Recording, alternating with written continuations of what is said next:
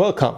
It's Facts You Don't Know. If it's your first time here and you want to find out new facts that will definitely make you smarter and more, well, and first make sure to subscribe and activate the notification bell so you don't miss anything. Dale Hufford was on a flight from his hometown in Baltimore to his longtime friend Mike Peters for the Christmas period in Lobedel, Germany. Mike had told him about a pair of mysterious pipes that were protruding from the ground in a secret wooded area near his home, and Dale, fancying himself quite the urban explorer, could not wait to see them for himself. Mike had grown up in the house in a small village and had recounted stories of his forest adventures, but he'd never dared to explore the pipes himself. As the plane took Dale closer to his destination, he was suddenly filled with excitement and fear. But how could he have known that his descent into the woods and deep underground would spiral into an amazing tale that included buried treasure, and eventually a run-in with the law? Dale, even after the long flight, could barely contain his enthusiasm to finally be there. After the cursory small talk, he got right to the point of making plans to inspect the site. Mike went on to explain to Dale that he suspected that the pipes were part of something deep underground, and there were signs all around the area that were indicative of some sort of structure, hidden beneath the forest floor. He'd played in the area as a child, but he'd been expressly forbidden to get too close. As they were engrossed in packing supplies for the hike and possible overnight stay, they were blissfully unaware that they were laying the foundations for their lives to change in unimaginable ways. The two enormous pipes stood, sentinel and silent, looming in the murky afternoon. They protruded from the ground, their metal stark against the forest backdrop. A shiver went through Dale's spine at the sight of the foreboding twin metal soldiers. Guarding what? What secrets were hiding beneath? They would soon find out. After circling for about 100 meters from these strange metal periscopes, they spotted the concrete entrance. A dark rectangular hole that was sunk into the ground at an angle. It was hidden by a grassy mound of overgrowth and dead leaves and covered with a wooden lid. The lock on the gate was broken, so Dale and Mike pushed it open and started to walk down the stairs. Soon the darkness engulfed them, and Dale fumbled for his flashlight. When he flicked it on, he was greeted with an endless hallway. The smell was dank and foul, and the silence was deafening. All Dale could hear was the thump of his own heart and their careful footsteps, echoing off the walls and down into the dark. As they neared, they saw what it was. It was a plastic bag from a local supermarket. Mike grew uneasy. Who knew who or what would be waiting for them further on down in the dark? Suddenly the long corridor turned sharply. Mike and Dale were breathing heavily, and the echo of their exhalations that rose back to their ears sounded like a flat and inhuman hiss. They must be miles underground now, and the claustrophobia, suddenly unbearable, clawed at them at the dark. There were marks on the wall that looked like someone had punched at it with a hammer at random intervals. Dale didn't know why, but the thought of someone down here, swinging a hammer in the dark, deep underground in a forgotten bunker, made his skin crawl. He had a sudden urge to turn back and run, but it was too late to go back now. With a sigh, they rounded the corner, hoping that it would be a dead end. Then they'd have an excuse they needed to end the terrifying descent and run back to the entrance. Mission accomplished. Alas, it was no dead end. Dale's mind traveled to every horror story he had ever heard. Now let loose and filled with a new life, now that he was underground with darkness all around him. What awaited them beyond the doorway? This environment was ripe for his imagination to run riot, so he tried to keep it in check. He had to have his wits about him for the very real threat they were about to face. They suddenly came to another corridor, and Mike slipped, sending waves of stagnant water to the far side, lapping at the heavy walls. He screamed, and his wild flashlight beam revealed a dark silhouette of someone crouching on the far wall for a split second before it plummeted into the water, and he scrambled frantically to get out. The water, now disturbed, rocked eerily back and forth, releasing unseen clouds of gas. They hadn't expected to find these silent and watery rooms and hadn't brought respirators. The air was growing thick, and the fright left them reeling. The subterranean entrance was little known even to the locals, and tales of live munitions had ensured that errant teens and curious children stayed away. What mysteries would the pair find there, waiting quietly in the ruins and decay? Our intrepid urban explorers were rattled by what they'd seen. The silence and the sensation of being cut off from the world was taking its toll on their senses. They had spent what must have been hours in the dark now, and it was surely night up above. In the world of fresh air and natural light that now seemed like a distant memory. Was there someone down there in the dark with them, or had it been a trick of the light? Either way, they had to get out. Visions of a gibbering maniac crouching alone in the flooded room in the dark was enough to make them run. So run they did. Spots and sparks started to appear in Dale's peripheral vision, and these transformed into the shimmering, psychedelic waves of an oral migraine. His brain was starting to become oxygen deprived, and his blood pressure was rising. Mike was experiencing it too. His heart was pounding with an irregular thump that rattled through his chest, and his legs felt like lead as they pumped him towards the exit.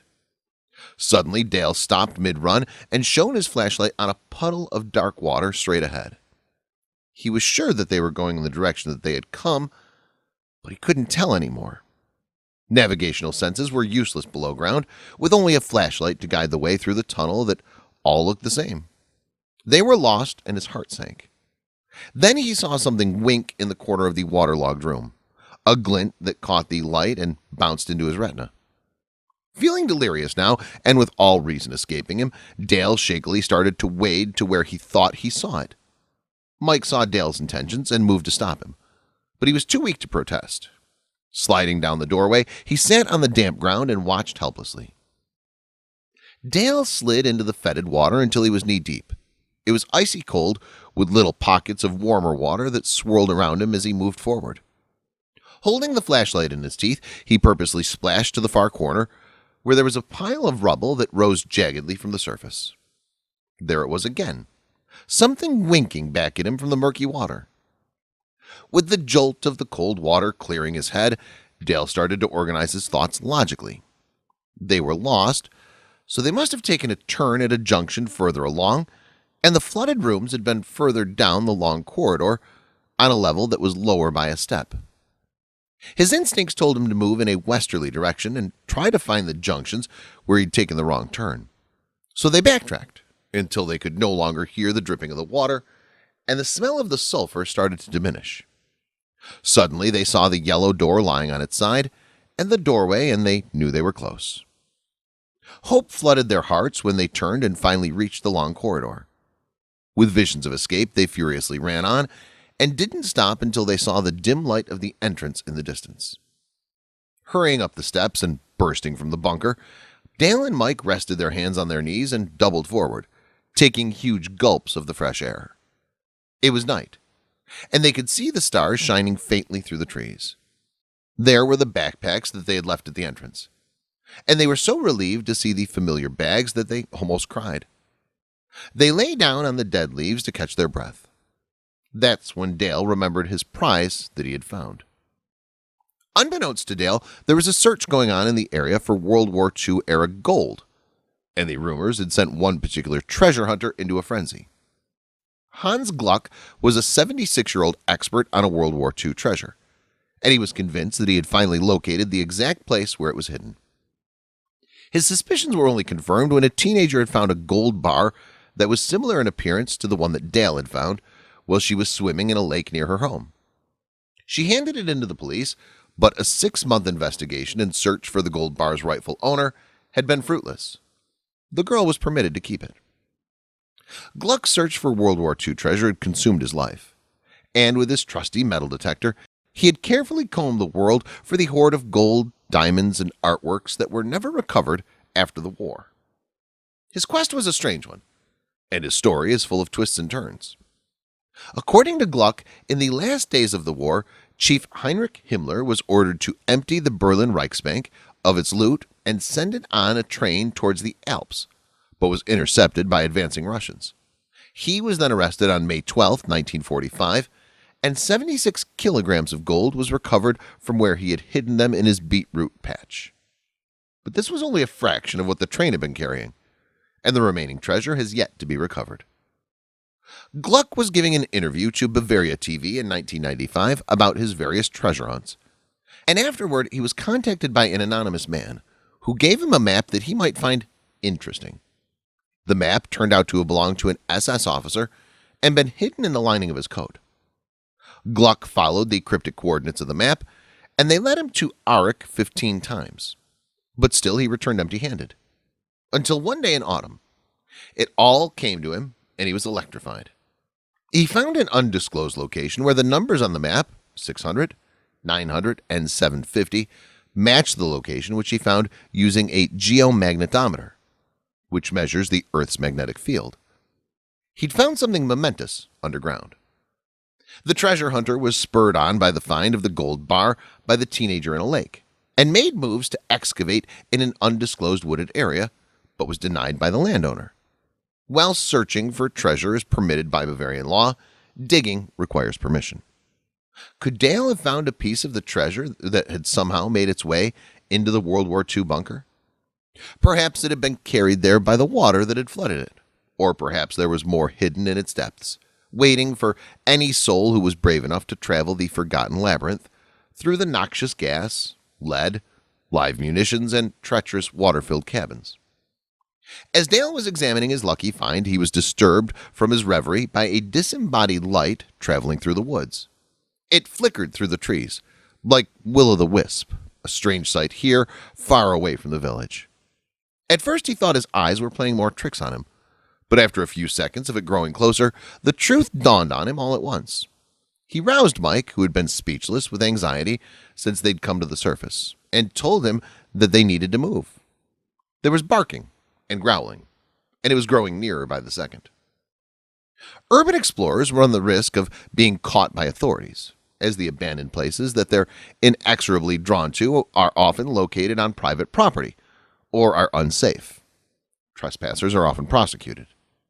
That was half the fun. Dale knew that the police had gotten whiff of the two and their intentions, probably from locals that they'd spoken to about the site. He cursed as he hefted his heavy backpack onto his shoulders and mustered every ounce of energy to run once again. Mike followed him doggedly, as they gave the policeman a wide berth and circled back once again to the path that would leave them home. Finally, Mike's house came into view in the moonlight, promising warmth and food and a soft bed where the pair could recoup from their harrowing ordeal. Staggering into the entranceway, they tossed their heavy packs aside and went to their respective rooms. Dale lay in bed that night with visions of forgotten gold and treasures running through his mind as he thumbed his precious find. Dale was thrilled with his find, but Mike was insistent that he hand it into the authorities. Dale soon realized that he had no choice. He handed it in with a heavy heart and explained that he had found it in the forest, omitting that he and Mike had trespassed and explored the abandoned bunker in the woods. Dieter Fischer, the policeman, was amazed. His eyes had grown wide with surprise when they presented him with a gleaming bar of gold. He turned it over and over in his hands, exclaiming in disbelief, and immediately made a call. After a few days, he heard back from Officer Fischer. The bar had been meticulously examined and was indeed 500 grams of the purest gold. But how much was it worth? Experts estimate a value of a staggering $18,000. As with the teenage girl who had found a similar bar, he had to wait to see if the owner could be found before he could claim it as his own. The bar's identification number had been defaced, however, making a determination of its origins difficult. Dale, with his first taste of treasure fresh in his mind, wanted desperately to return to the underground bunker, but Mike was having none of it. What if there had really been someone living down there, doing who knows what in the dark?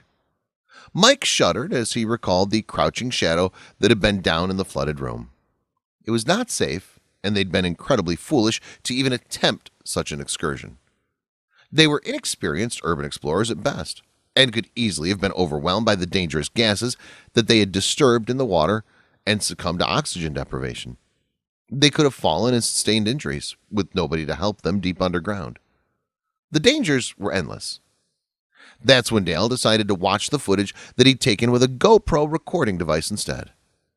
On closer inspection, and briefly for a split second, he was able to make out the silhouette that they'd seen, but the light was extremely poor, and it could very well have just been a trick of the light bouncing off the water and off the sodden walls. But the gold was very real.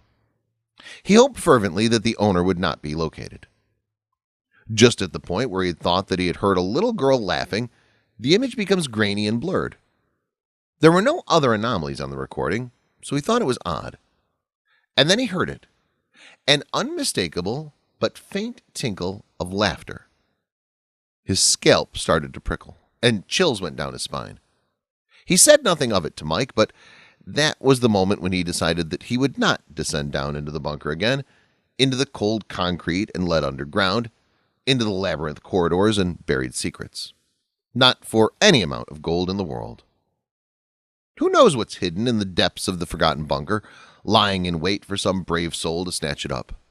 But who's brave enough to travel past the silent twin pipes guarding their secrets, down into the forgotten labyrinth and the ruins of time, armed with fortitude and a flashlight, and perhaps a close friend, down through the stifling darkness and stench, through the noxious gas, lead, and live munitions? Thanks for watching. Please like and share the video in social networks. We'll be right back to you as fast as we can.